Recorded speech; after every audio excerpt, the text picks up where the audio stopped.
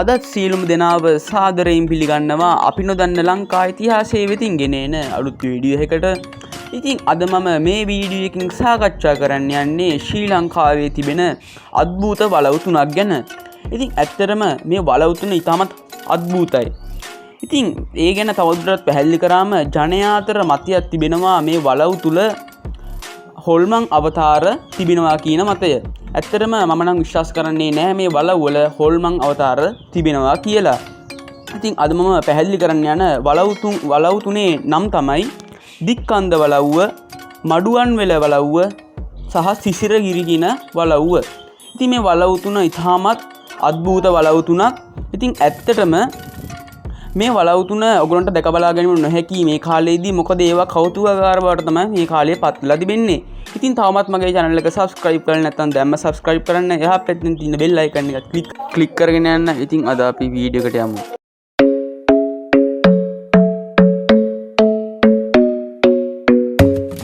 ඉතින් අද මම තෝරගෙන තිබෙන පළවෙනි වලව්ව තමයි මඩුවන්වෙල වලව්ව. ඊයේ පෙරේදා හදපු දේවලුත් බලන් ඉද්දී පොළවට පස් වෙන කාලයේ මේ කතා කරන්නේ අවුරුදු 180කට වඩා ඉතිහාසයක් හිමි ඒත් අදටත් හයිය හත්තිය ඇතුව නොනැසී පවතින මඩුවන්වෙල වලව්ව ගැන.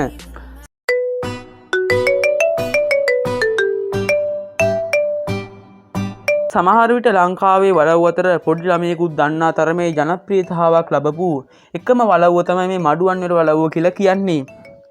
ඇබිලිපිටිය සූරියකන්ද පාරේ යද්දි තමයි මඩුවන්වෙල වලව්වට යන පිවිසුම අපිට දැක ගන්න පුළුවන් වෙන්නේ. මේ වලව්වේ මහා තැන තමයි මඩුවන්වෙල දිසාවේ. නිල නොලත් රජ කෙනෙකු විදියට තමයි අපිට මොහොව හඳුනා ගන්න පුළුවන්. මේ වලව්වට පවුරු තුනක් තිබෙනවා. පිටත පවුර තනිකරම කළු ගලින් තමයි නිර්මාණය කරලා තිබෙන්නේ. ඇතුළු පවුර පහන් පවුර කියලත් හඳුන්වනවා. පිගන් ගඩොල් භාවිතය මේ වලව්වේ හරියට දැක ගන්නට පුළුවන්. පිරිත් මණ්ඩපේ වගේම මැද මිදුල වටෙත් පිගන් ගඩොල් අල්ලලා තිබෙනවා. තැනක පිගන් ගඩොලින්ම රැජිනකගේ නුගුරුව තනා ඇත්තේ අධිරාජ්‍යවාදීන්ට තමන්ගේ ඇති විරෝධය පෙන්වන්නයි. ඇයි ඉතින් පයට පෑගෙනවනේ. වලව්වට පිවිසෙන ద్వාරය හදලා තියෙන විදියට සුද්දන්ට හැම ඔළුව නවාගෙන ඇතුළට එන්න වෙලා තිබෙන්නේ. මහා බංගලාව කියලා හඳුන්වන කොටසේ මෙතුමාගේ ජීවමාන ප්‍රමාණයේ රූපයක් තිබෙනවා. අක්කර 20ක් පුරාවට පැතිරලා තිබෙන වලව්වේ ඉඩම ස්වභාව සෞන්දර්යය ඉතාමත් අනුුණයි. දිසාවේගේ සොයුරෙකුගේ පුතෙකු ෆ්‍රැන්සිස් මොළමුරේට වලව්ව හිමි වෙනවා. ඒත් අද නම් මේ රටේ හැමදෙනාගේම උරුමයක් තමයි මේ. I tried so hard and got so far.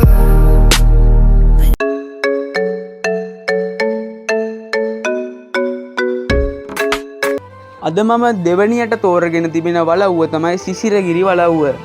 Matara Yatiyana ප්‍රදේශයේ නාමය ලංකාවේ වුණත් දන්නේ කීයෙන් කී දෙනාද? නමුත් ඒ ගමේ උපන් ගැමියෙකු නිසා යටියන නාමය ජාත්‍යන්තරේ පවා අඳුරගෙන තිබෙනවා.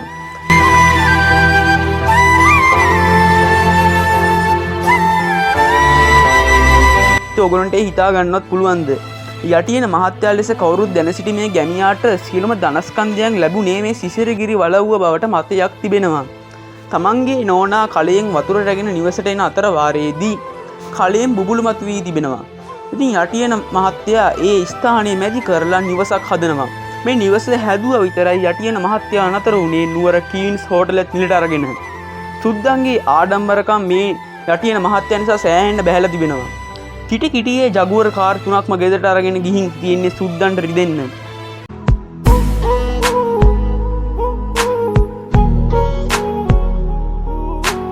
අනේ ඉතින් ඒ තරම් ධන බලයකින් තිබුණ වලව්ව දැන් අත ඇරලා දාලා තිබෙන්නේ. කවුරුත් පදිංචියක් නැහැ. යටියන මහත්තයාගේ තාමිණියගේත් ඔවුන්ගේ පුතාගේත් සොහොන් පමණක් තිබෙනවා වලව්වේ තනියට.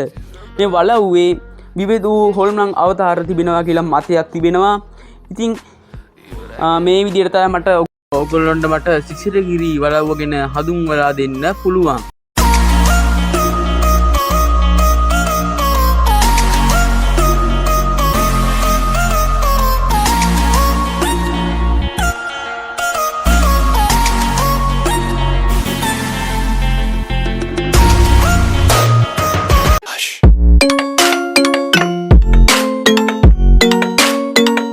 ඉතින් අද මම තුන්වෙනියට තෝරගෙන තිබෙන වලව්ව තමයි දික්කන්ද වලව්ව.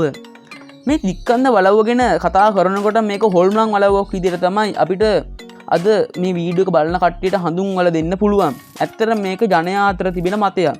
හොල්මන් වලින් පිරුණු වලව්වක් විදිහට මිනිසුන් අතර ජනප්‍රිය වලව්වක් තමයි මේ දික්කන්ද වලව්ව.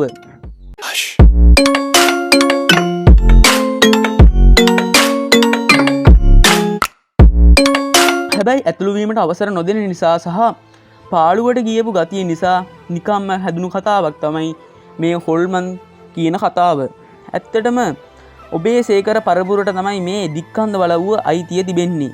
යක්කල සහ කිරිඳි වැල අතර ගමන් ගන්නකොට ඈත කඳු ගැටයක මේ වලව්ව විතරක් පිහිටලා තිනවා අපිට දැක ගන්නට පුළුවන්.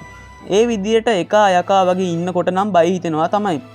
මෙතන කුකුළු ගොවිපලක් මහා පරිමාණ වශයෙන් පවත්ලා කියලා කියනවා. පවත්වනවා කියලා කියනවා. හැබැයි එහෙම වැඩට යන්නේ සීමිත පිරිසක්. කාමර 100ක් කීනවාය කියලා හදාගත් කතාවත් පට්ටපල් බොරුවක්. කාමර 18ක් හෝ 20ක් තියෙනවා කියලා පසුව හොයාගෙන තිබෙනවා. මේ දික්කන්ද වලව්ව සම්බන්ධ කටකතා වලට හොඳම විසඳුම තමයි මේක මිනිස්සුන්ට ගවේෂණය සඳහා විවෘත කර දීම. ඒක කවදාහක හෝ වේවි කියලා අපි බලාපොරොත්තු වෙනවා. ඉතින් මම මේ කිව්වේ දික්කන්ද වලව්ව. මේ දික්කන්ද වලව්ව හොල්මන් අවතාර වලින් පිරුණු වලව්වක් විදියට මිනිසුන් අතර මතවාදයක් තිබෙනවා. ඒක විසඳා ගන්න තිබෙන එකම ක්‍රමය තමයි මේ දික්කන්ද වලව්ව බැලීමට මිනිසුන්ට අවසර ලබා දීම.